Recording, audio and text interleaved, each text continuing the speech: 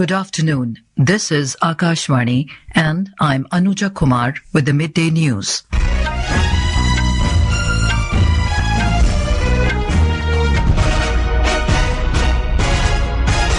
The headlines. President Droupadi Murmu calls for collective efforts towards conservation of environment.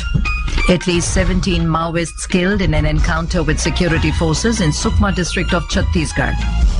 ISRO announces successful completion of 1,000-hour live test on its 300 milli stationary plasma thruster. Death toll in Myanmar earthquake crosses 1,000 mark.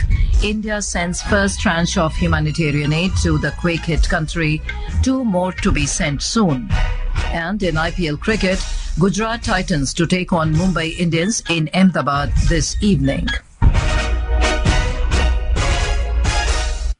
And now the news in detail. President Droupadi Murmu has called for a collective efforts towards conservation of environment. She said that environmental protection and its promotion will be possible only through continuous activism based on awareness and collective efforts of all. The president stated this while inaugurating a national conference on environment 2025 at Vigyan Bhavan in New Delhi. स्वच्छ पर्यावरण हमारा दैनिक जीवन और स्वास्थ्य के लिए कितना जरूरी है ये हम सब जानते हैं। धूल और धुएं होने वाले वायु प्रदूषण का फेफड़ों पर बुरा असर पड़ता है। अनेक अध्ययन ये बताते हैं कि वायु प्रदूषण से लाइफ एक्सपेक्टेंसी पर विपरीत प्रभाव पड़ता है। पर्यावरण की स्वच्छता के लिए हर संभव प्रयास करके ही हम सब स्वस्थ और समृद्ध भारत का निर्माण कर सकते हैं। The 2-day event has been organized by the National Green Tribunal. President Murmu said that it is our moral responsibility to provide a legacy of a clean environment to the coming generations. She emphasized for adopting an environmentally conscious and sensitive lifestyle for conservation of environment. The president mentioned that balancing clean environment and modern development is both an opportunity and a challenge. इसी महीने में 20 मार्च को world sparrow day मनाया गया है। 21 मार्च को international day of forest मनाया गया है। 22 मार्च को वर्ल्ड वाटर डे मनाया गया है। 22 मार्च के दिन ही अर्थ आवर के समय विश्व समुदाय के ऊर्जा की खपत को कम करने का प्रयास किया गया है। पर्यावरण से जुड़े ऐसे सभी दिवस ये संदेश देते हैं कि हम प्रतिदिन अनेक उद्देश्यों और कार्यक्रमों का ध्यान में रखते हुए और जहां तक हो सके। Speaking on the occasion, Union Minister of Environment, Forest and Climate Change, Bhupendra Yadav, said that India is focusing on ramping up innovations in low-carbon technology, and it believes that rapid economic growth is the best defense against climate change for a developing nation. He said India is the third largest energy-producing country in the world and has set a target of 500 gigawatt renewable energy capacity by 2030. He said India is not only focusing on reducing its carbon footprint, but also creating millions of jobs through green energy sector. As a show to our commitment to climate action, India has fulfilled its Paris Agreement commitments on green energy 9 years ahead of the 2030 target. But the climate anxiety which has gripped the world cannot force India to give up its right to ensure food, water, energy and quality of its 140 crore people. India, under the leadership, is confidently striking a balance between challenges and opportunities. In Chhattisgarh, at least 17 Maoists were killed in an encounter with security forces in Sukma district of Bastar division today. 2 Jawans of District Reserve Guard were injured in this encounter. More from our correspondent. The security forces had received intelligence inputs that Maoists are present in Kerlapal area of the district. After this, a joint team of CRPF and District Reserve Guard launched the anti-Naxal operation. There has been intermittent firing between security forces and Maoists since this morning. Security forces have recovered the bodies of killed Maoists along with a large number of weapons and explosives from the spot. These include AK-47, self-loading rifle, rocket launcher and other weapons. In the last 1 year, about 400 Maoists have been killed in encounters with security forces in Chhattisgarh. In the last 10 days alone, about 50 Maoists have been killed in encounters. With Vishnu Pratap Singh Rathore from Sukma, Vikalp Shukla, Akashvani News, Raipur. Union Home Minister Amit Shah today said the security agencies have neutralized 17 Naxalites in an operation in Sukma district in Chhattisgarh. In a social media post, Mr. Shah mentioned that a massive cache of automatic weapons was recovered in another strike against Naxalism. He highlighted that the government under the leadership of Prime Minister Narendra Modi is resolved to eradicate Naxalism before 31st of March 2026. Appealing to those bearing arms, Mr. Shah said that weapons and violence cannot bring change. Only peace and development can. Indian Space Research Organisation ISRO has announced the successful completion of a 1,000-hour life test on its 300 millinewton stationary plasma thruster that is developed for induction in the electric propulsion system of satellites. According to ISRO, the life test was carried out under the full power level of 5.4 kilowatts in a chamber that simulates the vacuum conditions of space, and the erosion of the electrode liners was periodically monitored. ISRO said this information will play an important role in satellite orbit management. Minister of Commerce and Industry Piyush Goyal has said that India is producing the highest number of science, technology, engineering and mathematics or STEM graduates in the world today.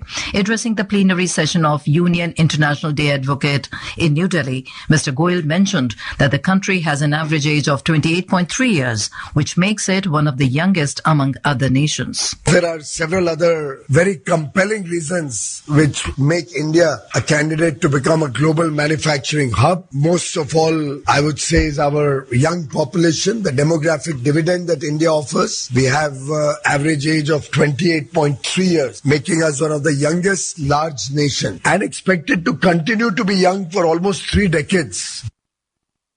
This is Akashvani giving you the news. For quick news updates round the clock, follow us on our X handle at AIR News Alerts. And for details of these stories and more, log on to our website www.newsonair.gov.in and download the News on AIR app. The death toll in Myanmar earthquake has risen to more than 1,000 following a powerful 7.7 magnitude quake on the Richter scale yesterday. The country's military-led government said in a statement that 1,002 people have now been found dead and another 2,376 injured, with 30 others missing. It said the numbers could still rise as detailed figures are still being collected. Most of the fatalities are in Mandalay, Myanmar's second largest city, and the city closest to the earthquake's epicenter. In Thailand's capital Bangkok, 6 people have been found dead, 26 injured, and 47 are still missing. India has sent the first tranche of humanitarian aid to Myanmar. New Delhi is set to send 2 more Indian Air Force aircraft carrying relief materials as part of Operation Brahma, its relief operation for the quake-hit Myanmar. More from our correspondent. India has launched Operation Brahma to provide relief to Myanmar after 7.7 magnitude earthquake struck Myanmar and Thailand yesterday afternoon. The relief package includes essential supplies such as tents, blankets, sleeping bags, food packets, hygiene kits, generators and kitchen sets. Additionally, crucial medical supplies including paracetamol, antibiotics, syringes, gloves and bandages are being dispatched to support those affected by the disaster. The Indian Embassy in Myanmar is actively coordinating with the local authorities to ensure speedy delivery of assistance and relief supplies from India. Pallavi Parmar, Akashvani News, Delhi.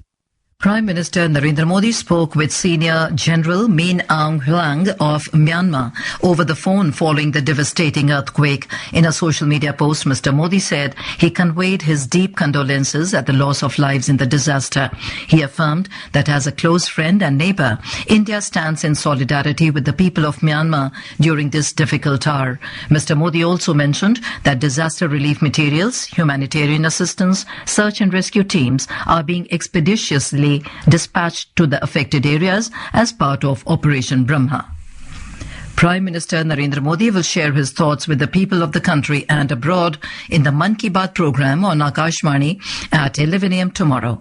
It will be the 120th episode of the monthly radio program. The program will be broadcast on the entire network of Akashvani and Doordarshan, the AIR News website and the News on AIR mobile app. It will also be live streamed on the YouTube channels of AIR News, DD News, PMO and the Information and Broadcasting Ministry. Akashvani will broadcast the program in regional languages immediately after the Hindi broadcast. BJP National President JP Nadda today attended the Bihar Divas celebrations organized by Delhi BJP. Delhi BJP President Virendra Sachdeva, Purvanchal Morcha leaders and BJP MPs and MLAs were also present. During his address, Mr. Nadda said that the NDA government in Bihar has done various development work for the welfare of the people. He said that medical colleges are being set up in various districts of the state. He said that Bihar has a special importance as Mahatma Gandhi's Satyagraha started from Champaran and Jai Prakash Narayan's agitation also began from Bihar. Union Home Minister and senior BJP leader Amit Shah will visit Bihar today.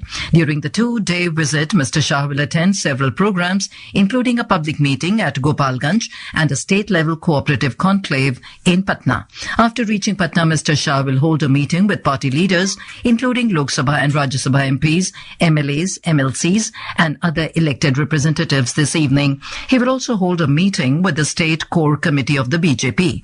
Tomorrow, Mr. Shah will inaugurate state-level cooperative conclave in Patna. He will also dedicate and lay foundation of various development programs and projects worth over 800 crore rupees. More than 7,000 representatives of cooperative community will attend the function. Later in the day, the Union Minister will go to Gopalganj, where he will address a public meeting.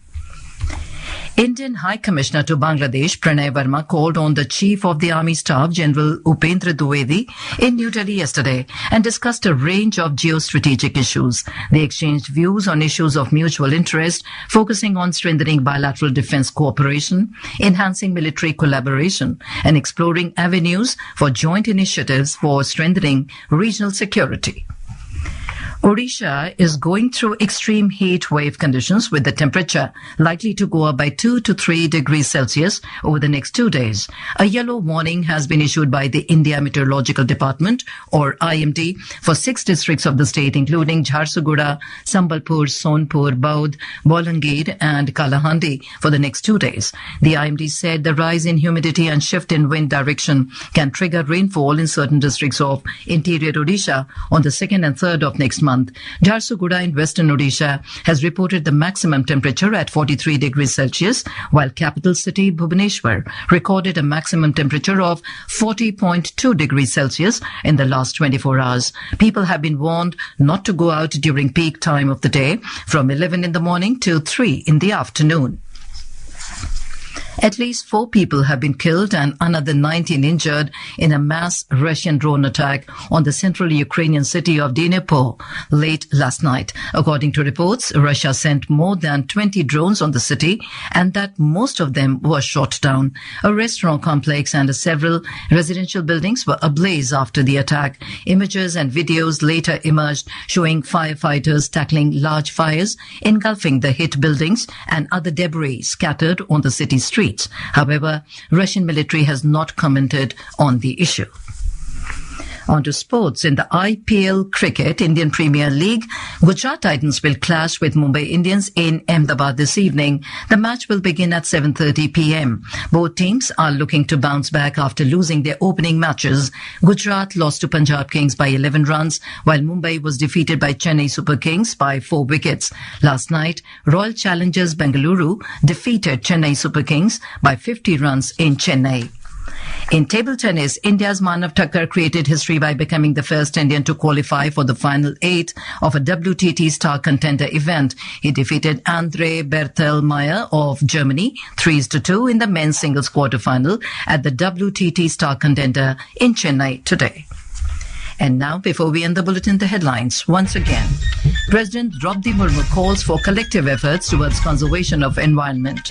At least 17 Maoists killed in an encounter with security forces in Sukma district of Chhattisgarh. ISRO announces successful completion of 1,000-hour life test on its 300 milli stationary plasma thruster. Death toll in Myanmar earthquake crosses 1,000 mark. India sends first tranche of humanitarian aid to the quake-hit country. 2 more to be sent soon. And in IPL Cricket, Gujarat Titans to take on Mumbai Indians in Ahmedabad this evening. And with that, we end the midday news.